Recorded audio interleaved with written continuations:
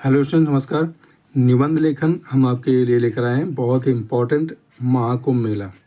महाकुंभ मेला पर एक निबंध, ये बहुत ही इम्पोर्टेंट है और इसमें कुंभ चल भी रहा है, तो ये 100% यानी 101% मान लीजिए आप, 101% इस निबंध के आने की संभावना है, ये आप मान लीजिए। ठीक है, इसको कैसे लिखना है, किस तरह से आपको लिखना है, हम एक एक पॉइंट आपको आराम से समझा कर बताएंगे।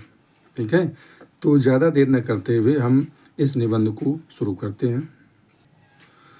तो हम पहले रूपरेखा देख लेते हैं। रूपरेखा में हमने क्या किया है, पहले नंबर पे प्रस्तावना, दूसरे नंबर पे पौराणिक कथा, ये हेडिंग बना ली हैं। इन हेडिंग्स के अंतर्गत आपको जो है लिखना है। ठीक है, कुछ लाइनें 2-2, 4-4, 6-6, 8-8 पंक्तियाँ आपको लिखना है। इससे आपका निबंध भी पूरा हो जाएगा और आपको जो है लिखने में आसानी भी होगी। जैसे पहली हेडिंग प्रस्तावना, दूसरा पॉइंट है पौराणिक कथा, तीसरा पॉइंट है आयोजन, चौथा पॉइंट विशेषताएं, पांचवा है महत्व, इसका महत्व क्या है, छठवां है चुनौतियां, इसको आयोजित करने में क्या चुनौतियां, क्या कठिनाइयां हैं, सातवां है समाधान, आठवां है उपसंहार, मतलब चुनौतियां उसके बाद समाधान, किस तरह से इसमें जो समस्याएं आती हैं उनका समाधान हम कैसे करेंगे, देख लीजिए आप। ठीक है, तो पहला पॉइंट उठाते हैं प्रस्तावना से। प्रस्तावना देख लीजिए। प्रस्तावना, महाकुंभ मेले का आयोजन एक अत्यंत पवित्र, भव्य और अद्भुत धार्मिक आयोजन है। यह भारत की सांस्कृतिक विरासत धरोहर का प्रतीक है। यह विश्व का सबसे बड़ा धार्मिक मेला आयोजन है। यह विश्व का सबसे बड़ा मेला है। यह प्रत्येक 12 वर्ष के अंतराल पर क्रमशः प्रयागराज, हरिद्वार, उज्जैन और नासिक में आयोजित किया जाता है। इस वर्ष 2025 में महाकुंभ का आयोजन प्रयागराज में किया गया है। ठीक है, जैसा कि अभी चल भी रहा है प्रयागराज में। आप देख लीजिए पौराणिक कथा, इसमें क्या है, मतलब क्या मान्यता है, किसके आधार पर जो है इसको मनाया जाता है। पौराणिक कथा, महाकुंभ की पौराणिक कथा समुद्र मंथन से जुड़ी हुई है। किस तरह से, एक बार क्या हुआ, देवताओं और दैत्यों ने मिलकर के समुद्र मंथन किया, उससे अमृत का कलश प्राप्त किया। उस अमृत के कलश को प्राप्त करने के लिए, हथियाने के लिए एक दूसरे से जो है आपस में वो लड़े, उनसे जो उनकी लड़ाई हुई तो उसके फलस्वरूप क्या हुआ, छीना झपटी हुई। जब लड़ाई हुई तो छीना झपटी हुई होगी। ठीक है, तो अमृत के कलश से कुछ बूंदें, ठीक है, कुछ बूंदें जो है कहाँ कहाँ गिरी, प्रयागराज, छीना झपटी के दौरान प्रयागराज में गिरी, हरिद्वार में गिरी, उज्जैन में गिरी तथा नासिक में गिरी थी। ठीक है, जिससे इन्हीं चारों जगह कुंभ का आयोजन किया जाता है। ये है पौराणिक कथा, इसका पौराणिक महत्व। अब देख लीजिए अगला पॉइंट। तीसरा बिंदु है आयोजन। कुंभ मेले का आयोजन ज्योतिष और ग्रहों की गणित के आधार पर किया जाता है। ठीक है, जब समस्त ग्रहों की चाल अनुकूल होती है तभी इसका आयोजन किया जाता है कुंभ मेले का। इसका आयोजन बहुत बड़ा, बहुत ही भव्य, विशाल होता है। इसके आयोजन के लिए कई महीनों पूर्व से ही तैयारियां शुरू की जाती हैं। अच्छी सड़कें, यातायात के साधन, तीर्थयात्रियों, साधु सन्यासियों के लिए उचित ठहरने का प्रबंध रूप से किया जाता है। हर 6 वर्ष में एक अर्धकुंभ, हर 12 वर्ष में एक कुंभ का तथा हर 144 वर्षों में महाकुंभ का आयोजन होता है। ठीक है, अभी इसमें जो हो रहा है ये महाकुंभ का आयोजन है। ये 12 कुंभों के बाद में महाकुंभ पड़ा है, 144 वर्ष बाद में पड़ा है। ठीक है, अब देखिए अगला पॉइंट। अब देखिए हमारा अगला पॉइंट है चौथा नंबर, विशेषताएं। महाकुंभ समस्त हिंदुओं का एक अत्यंत धार्मिक, पवित्र और महत्वपूर्ण आयोजन है। इसकी विशेषताएं निम्न प्रकार हैं। ठीक है, कौन कौन सी विशेषताएं, हमने 2-3 बिंदु बताए हुए हैं आपको। पहले नंबर पर त्रिवेणी संगम की पवित्रता। महाकुंभ का आयोजन गंगा, यमुना और सरस्वती नदियों के पवित्र संगम स्थल पर होता है। इसे त्रिवेणी कहा जाता है। यहाँ पर सदैव धार्मिक गतिविधियाँ चलती रहती हैं।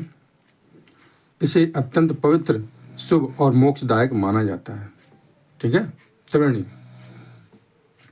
अब इसके अगले पॉइंट में देखिए, धार्मिक गतिविधियाँ। यहाँ हमेशा स्नान, पूजा, पूजा अर्चना, ध्यान, प्रवचन, भजन, कीर्तन आदि की गतिविधियाँ चलती रहती हैं। यहाँ अनेकों साधु संत, बैरागी, महात्मा अपने अपने शिविर लगाते हैं तथा सभी का उचित मार्गदर्शन करते हैं। अगला पॉइंट हमारा है आध्यात्मिक उत्थान। इस तरह से आप भी बनाकर लिख दें। ठीक है। यह कुंभ मेला समस्त समाज के लिए, जितने भी समाज हैं, प्रत्येक समाज के लिए आध्यात्मिक उत्थान का दुर्लभ अवसर होता है। लोग कुंभ में आकर अपनी शारीरिक और मानसिक शुद्धि करके मुक्त के मार्ग पर अग्रसर होते हैं। ठीक है, तो ये थी इसकी कुछ विशेषताएं। अब देखिए आगे 5वें नंबर पे आता है महत्व। महाकुंभ के अवसर पर लाखों श्रद्धालु पवित्र संगम में आकर स्नान करते हैं और अपनी आत्मशुद्धि करके अपने समस्त पापों को धुल देते हैं। आत्मा पवित्र होती है और मोक्ष की प्राप्ति होती है। ठीक है, अब ये सब तो है, लेकिन हमारे सामने कुछ चुनौतियां भी हैं। क्या चुनौतियां हैं? 6 नंबर हेडिंग में है भीड़ प्रबंधन। भीड़ बहुत होती है, करोड़ों आदमी आते हैं, करोड़ों जो है श्रद्धालु यहाँ पर इकट्ठे होते हैं, तो उनका प्रबंधन कैसे किया जाए। महाकुंभ में आने वाले श्रद्धालुओं की संख्या अधिक होती है। ऐसे में भीड़ को संभालना, उनकी समुचित व्यवस्था करना बड़ा ही आवश्यक होता है ताकि भगदड़ जैसी स्थितियाँ ना बन सकें। ठीक है। नंबर 2 अगला पॉइंट इसी का है स्वच्छता। इतने बड़े आयोजन में लाखों लोगों का आना जाना होता है। ऐसे में आयोजन में स्वच्छता को बनाए रखना एक मुश्किल कार्य होता है। मेला क्षेत्र में स्वच्छ पानी, खाना, शौचालय आदि की समुचित व्यवस्था करना भी अति आवश्यक होता है, और ये भी बड़ी चुनौती है इतने बड़े आयोजन को डील कर पाना, किस तरह से जो है इसको आयोजित किया जाए, किस तरह से सारी व्यवस्थाएं की जाए। अब इनका समाधान देख लीजिए, शॉर्टकट में हम बता रहे हैं आपको 7वीं हेडिंग में। समाधान: महाकुंभ का आयोजन और इसकी व्यवस्था अत्यंत विशाल होती है। यह बृहद आयोजन सफल बनाने के लिए शासन प्रशासन को अपनी एड़ी चोटी का जोर लगाना पड़ता है, और लगाना भी चाहिए उनको।